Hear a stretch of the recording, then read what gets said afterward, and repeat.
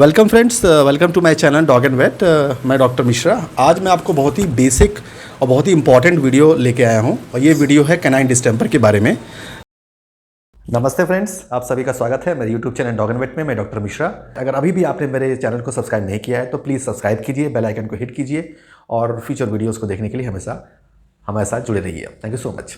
Canine distemper जैसा कि आप जानते ही हैं कि बहुत ही डेडली डिजीज़ है। It's a viral disease in dogs और इसका कोई क्योर नहीं है एंड ओनली इसका क्योर प्रिवेंशन है। Prevention is better than cure जैसे हम कहते हैं।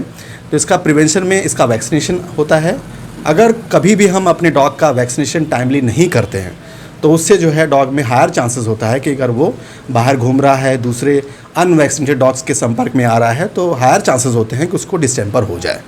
तो एक केस है जो कि हमारे क्लिनिक पे आया हुआ है, इसी के बारे में आपको मैं दिखाऊंगा और आपको इससे काफ़ी अवेयरनेस मिलेगी कि अगर आपके घर में भी ऐसी कोई इंसिडेंट हो रहा है, आप पेट पेरेंट हैं, आपको नॉलेज नहीं है या फिर थोड़ी लापरवाही के कारण जो है अगर आपने वैक्सीनेशन गैप कर दिया तो ये डिस्टेंपर हो जाएगा। और डिस्टेंपर बहुत डेडली डिजीज़ है। एक मेरी वीडियो ऑलरेडी है यूट्यूब पे, उसको आप देखिएगा तो उसको आपको पता चल जाएगा उसमें क्या क्या सिम्टम है और कैसे डॉग किस पेन से गुजरता है जब उसको एक एक करके स्टेज बाय स्टेज उसको जो है उसके मल्टी ऑर्गन फेलियर होता है और सीवियर एपिलेप्टिक अटैक आते हैं। तो बहुत ही डेडली डिजीज़ है, देख नहीं मिलता है। और एज ए डॉक्टर मैं चाहता हूँ कि मेरे पेशेंट बचें, बट ये ऐसी बीमारी है कि जिसको अगर हम एक बार कंप्लीट स्टेज में आ गया तो फिर बचना बहुत मुश्किल है, कोई क्योर नहीं है। But yes, there are certain hopes कि अगर मान लीजिए स्टार्टिंग के अर्ली सिम्टम्स में अगर हम इसको डायग्नोज कर लिए और हम इमीडिएट ट्रीटमेंट देने लगे तो हायर चांसेस होते हैं कि हम उस डॉग्स को बचा सकें। और ये भी डिपेंड करता है डॉग की एज कितनी है और या फिर वो छोटा है या फिर वो कभी भी उसका वैक्सीनेशन नहीं हुआ है या वैक्सीनेशन हुआ है बट कुछ सालों से गैप हो गया है। तो ये केस है जिसमें मैं आपको अपने प्रिय क्लाइंट से मिलाना चाहता हूँ। वो अपने डॉग के बारे में कुछ आप बीती बताएंगे। सर प्लीज़, सर आपका गुड नेम? मेरा नाम Akbar Singh. Welcome to my channel sir. Thank you. Sir थोड़ा सा इस पेशेंट के बारे में बताइए। मैं इसके बारे में ये बताना चाहूँगा कि ये इसका नाम पुंस है जी और ये जो है 6-7 साल का है। ओके फाइन, ठीक है। और इसको कुछ दिन से किसने खाना वाना एकदम छोड़ दिया था। ओके।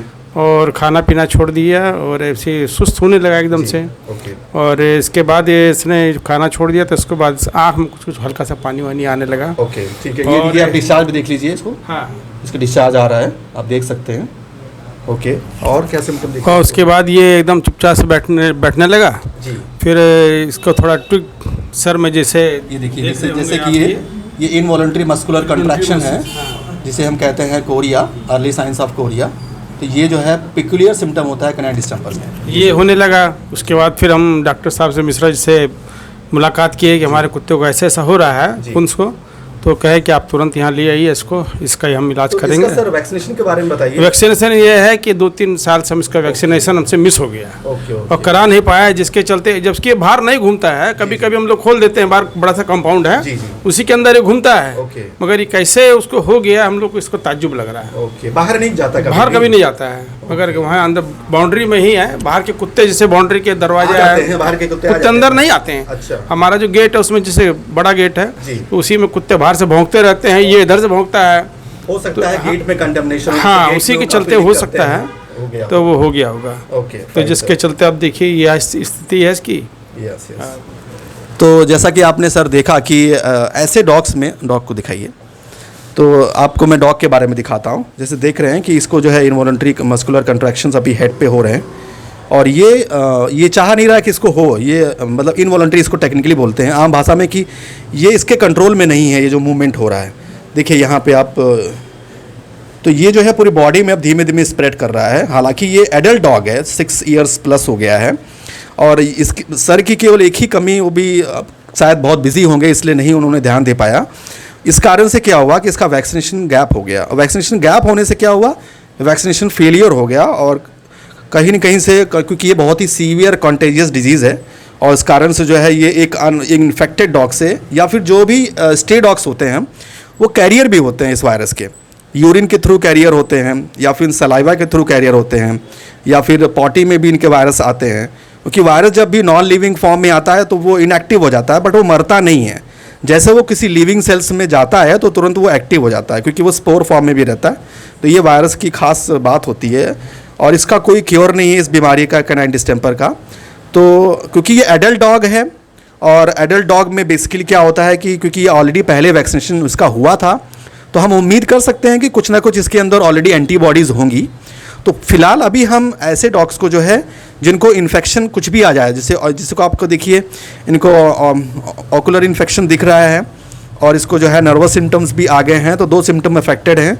एक सिम्टम होता है आपका आरटीआई का, रेस्पिरेटरी ट्रैक्ट इन्फेक्शन भी हो जाता है, इसको कफ भी आती है, स्टार्टिंग में पैरोक्सिमल कफ आती है ऐसे पेशेंट्स में। तो वहाँ क्या होता है कि फिर अभी वो नहीं है, अभी इसको केवल नर्वाइन सिम्टम्स आए हैं और अर्ली फॉर्म्स ऑफ जो है ऑकुलर इन्फेक्शन है। क्योंकि ये एडल्ट डॉग है तो इसमें हायर चांसेस होगा कि 20-30% तक इसके अंदर ऑलरेडी एंटीबॉडीज़ हो, क्योंकि पहले ही वैक्सीनेशन इसका हुआ था। सो इस केस में हम जो है जो एक इम्पॉर्टेंट मेडिसिन है जिसे हम इम्यूनोग्लोबिन्स बोलते हैं, तो ये कैनाइन डिस्टेंपर की इम्यूनोग्लोबिन्स होती है, इसको हम इंजेक्ट करेंगे और इसका आइडियली जो है मिनिमम 5 डेज़ का इंजेक्शन प्रोटोकॉल होता है। इसको हम सबक्यूटेनियस या इंट्रामस्कुलर दे सकते हैं। ये इंजेक्शंस ओनली 1 इंजेक्शन है जो कि पूरे वर्ल्ड में अवेलेबल है। इसको हम कैनग्लोब डी के नाम से देते हैं। अभी मैं आपको उसके बारे में दिखाता हूँ।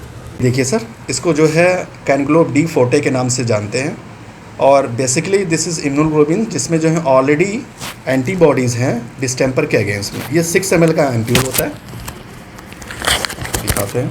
This is 6 ml ampoule. See इसको हमें जैसे कि हम नॉर्मल वैक्सीन को रखते हैं ऐसे इसको भी हमें 2 to 8 डिग्री सेल्सियस पे इसको हमें फ्रीज करके रखना है, जिससे कि इसकी जो एफिकेसी है जो वो मेंटेन है एंटीबॉडीज़ की। ये डिनटेक कंपनी बनाती है जो कि एक चेक रिपब्लिक की कंपनी है, इंडिया में नहीं बनता ये, इसको हम लोग इंपोर्ट करते हैं। पैनो बायोटेक कंपनी जो इंपोर्ट करती है और इसकी जो कॉस्टिंग है थोड़ा सा वो महंगा है, आपको मैं बताऊँ। इसकी कॉस्टिंग आप देखिए इट्स 3500। सो एक वायल की इसकी कॉस्टिंग 3500 है। इससे थोड़ा सी ये महंगी है, बट इसको देने से हायर चांसेस हैं कि अगर किसी डॉग में कुछ एंटीबॉडीज़ ऑलरेडी हैं और वो एडल्ट है तो हायर चांसेस है कि हम इसको दे के उसको इम्यूनाइज़ कर सकें और शायद हायर चांसेस बन जाए कि हम इसको बचा सकें, सिम्टम और फ्लेयर अप ना करे और ऑर्गन इन्फेक्ट ना हो। तो वही हम आज करेंगे। सो अभी हम इसको टोटल 8 ml, क्योंकि इसका बॉडी वेट 20 kg है तो इसकी डोजिंग होती है 0.4 ml पर kg बॉडी वेट, तो 20 kg पे 8 ml इसका कंप्लीट डोज होगा। बट उसको हम 8 ml एक ही जगह पे साइड पे नहीं लगाएंगे, हम लोग उसको डिवाइडेड डोज में लगाएंगे। और 2 रूट होता है इसका, इंट्रामस्कुलर और सबक्यूटेनियस। IM ज़रूरी है देना क्योंकि ज़्यादा हो गया है इन्फेक्शन तो जल्दी एंटीबॉडीज़ जो है बॉडी में जाएंगी। तो चलिए हम लगाते हैं। तो हमें होल्ड करना है ऐसे, और ये मसल दिख रही है अच्छी तरह से। इसको फिर हमें जो है 45 डिग्री के एंगल दे के इसको, और हम धीमे धीमे फिर इसको इंजेक्ट कर देंगे। अब हम इसको दूसरे लेग में लगाएंगे, सिंगल लेग्स में नहीं लगाया जाता। इंट्रामस्कुलर आप साइड जो है यहाँ पे भी लगा सकते हैं, उसके बाद फिर यहाँ पे भी लगा सकते हैं, बट ये मिड लाइन पे नहीं लगाना है क्योंकि यहाँ सियाटिक नर्व जाती है। बहुत लोग जल्दबाजी में यहाँ लगा देते हैं और मिड लाइन पे लगा देते हैं। उससे क्या होता है कि सियाटिक नर्व इंजरी के कारण जो है पैर रख नहीं पाता डॉग, लिंपिंग करने लगता है। सो आइडली जो है हमको जो है होल्ड करके अपने दोनों फिंगर से इस मसल्स को हम लोकेट करें।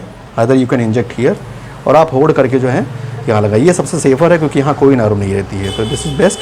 45 एंगल्स पे लगा के इसको आप हम IM दे दीजिए। तो डिस्टेंपर में ये बहुत ही कारगर है और हायर चांस रहता है कि अगर एडल्ट डॉग में या फिर जिस डॉग्स को हम वैक्सीन जो है इरेगुलर कर दिए हैं उसमें अगर हम ये वैक्सीन या इम्यूनोग्लोबिन्स लगाते हैं, यूज़ करते हैं, तो हायर चांसेस है कि हम ऐसे पेशेंट्स को, डिस्टेंपर अफेक्टेड पेशेंट को बचा सकें। Thank you so much for watching my video. Thank you. अब आप हमसे डायरेक्टली जुड़ सकते हैं। ऑनलाइन अपॉइंटमेंट बुक कीजिए। नंबर है 8542049490। इस पर आप कॉल कीजिए और अपॉइंटमेंट शेड्यूल कीजिए एंड देन डिटेल्स को व्हाट्सअप कीजिए। Thank you.